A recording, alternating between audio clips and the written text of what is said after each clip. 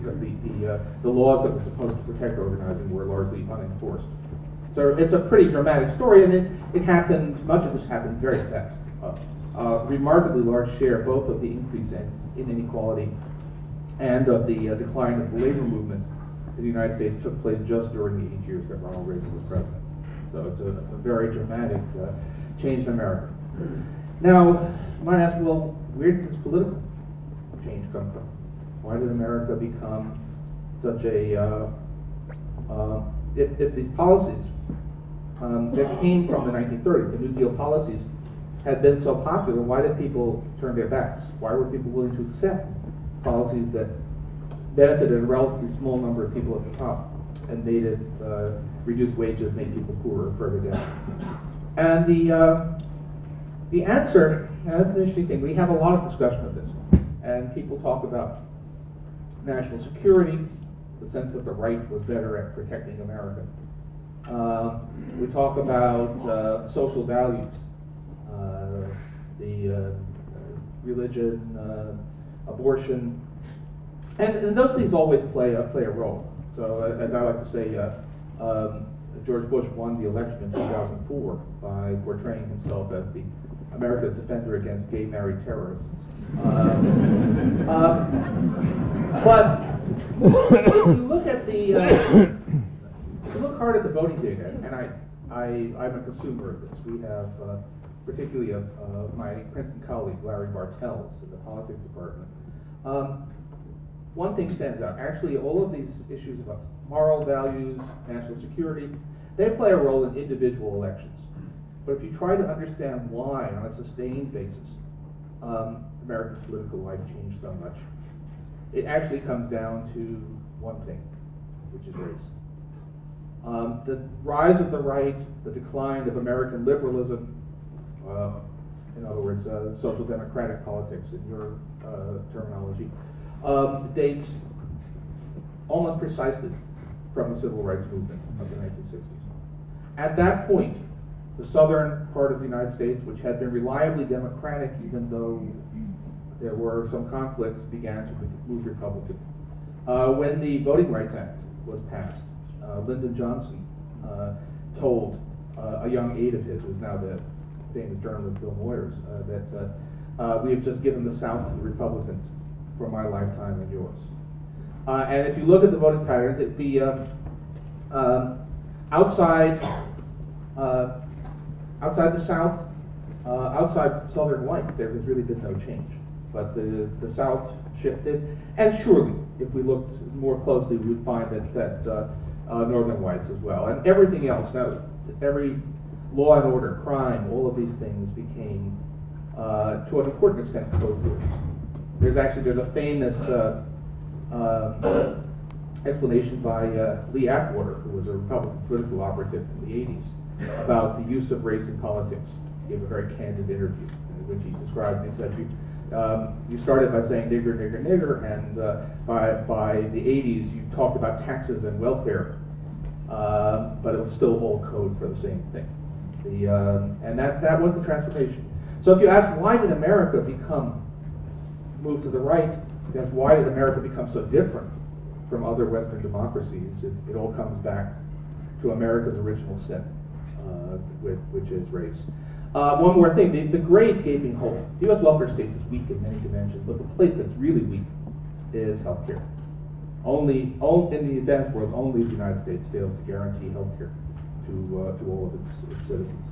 Now, how did that happen? It's a complicated story, but every time you try to understand some key development, the same thing pops up. So the nearest approach we've had until perhaps now to actually getting universal health care came in 1947, when Harry Truman, who was Roosevelt's successor, pushed for national health care. And initially, it looked like they were going to simply add health care to Social Security, to our retirement program, which is not a bad program at all. It was defeated, failed, and it failed because of a coalition between doctors, who thought it would be bad for their incomes, and Southern white politicians, who were afraid that national health care would force them to integrate their hospitals.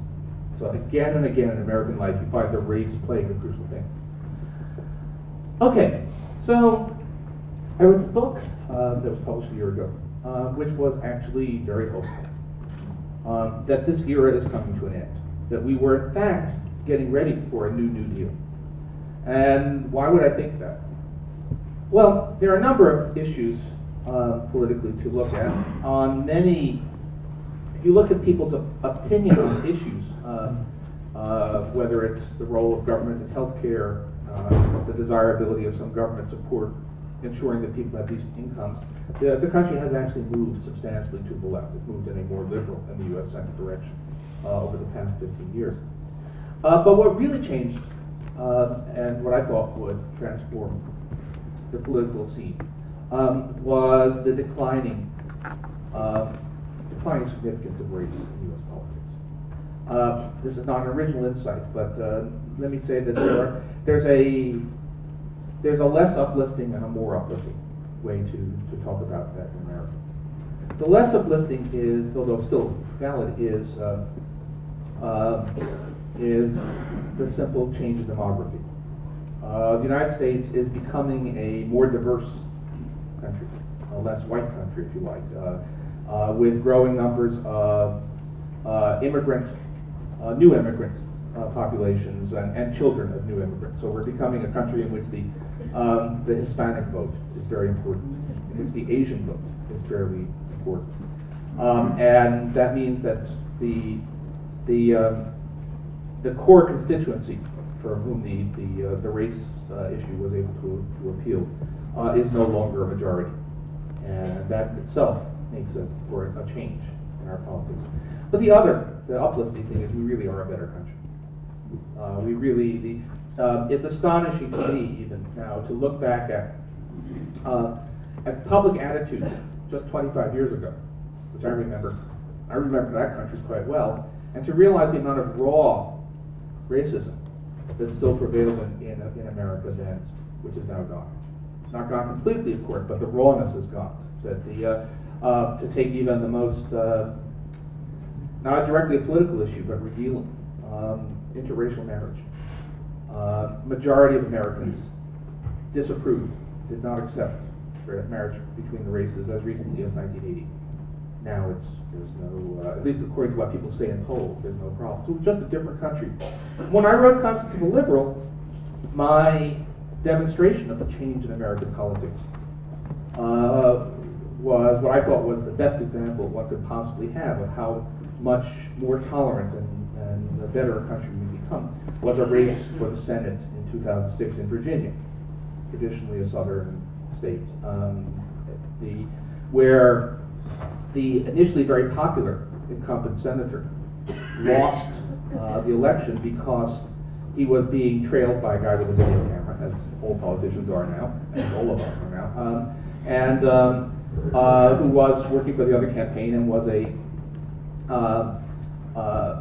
guy named S.J. Sidharth, an American but of South Asian ancestry, and